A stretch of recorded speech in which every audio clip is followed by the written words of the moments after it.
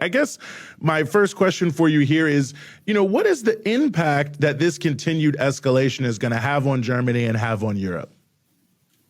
Well, first of all, we just have to make a view back.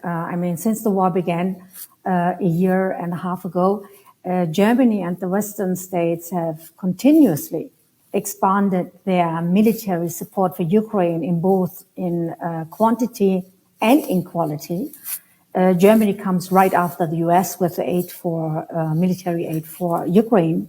Germany's support for Ukraine alone to date totals 22 billion euros and a further 5 billion per year till 2027 at least, has been promised already by the German government. So the German government has crossed one red line after another in armed deliveries. The decision at the beginning of this year, following massive pressure from the United States to supply German Leopard 2 battle tanks to Ukraine, was a historic breach of a taboo.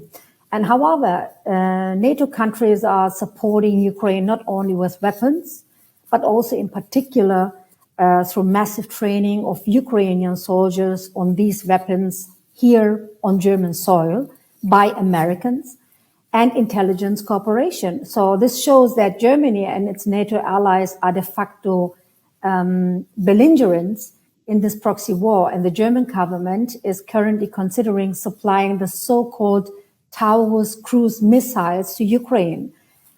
These medium-range weapons have a range of 500 kilometers. That means from Berlin, 500 kilometers, it's in Moscow, and which would allow, as I said, Ukraine to hit Russian cities far beyond the border with these German missiles. And this would be a dangerous escalation, driving Germany further into war with Russia and threatening the security of the population here in Germany and in Europe, of course. And at the same time, we have to see that the populations of Germany and Europe, they are suffering massively the effects of Western economic sanctions.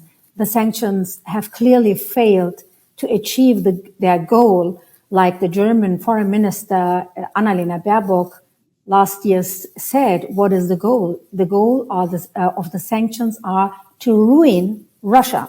And while Germany's economy slumped by 0.3% in the past quarter, and stagnation also threatens the Eurozone, Russia's economy is now forecast to grow by 2.5% annually. So employees in Germany suffered a historically high real wage loss of 4% last year as a result of the sanctions, the skyrocketing prices, and the inflation, and the price of electricity in Germany is now 3 times higher than in the United States. So that makes very much trouble in the population. And still the population has a lot of skepticism, is against more escalation, is in favor of negotiations and more diplomacy, because instead of cheap gas by pipeline, Europe buys expensive LNG gas from Russia. That is one breaking news today. And it is sheer madness to drive up the prices of food and energy in this way and impoverish the population instead of repairing the Nord Stream pipeline and putting it back into operation. And that makes it just one conclusion to me. All the friends of Europe, all the friends of Germany in the United States and of the European population in the United States, if they are in solidarity and if they are really in friendship with the people of Europe, they should stand up against the prolonging of this war. Against this war, against more weapon deliveries, they should stand up for negotiations, for a ceasefire, and for a peace, for compromise peace.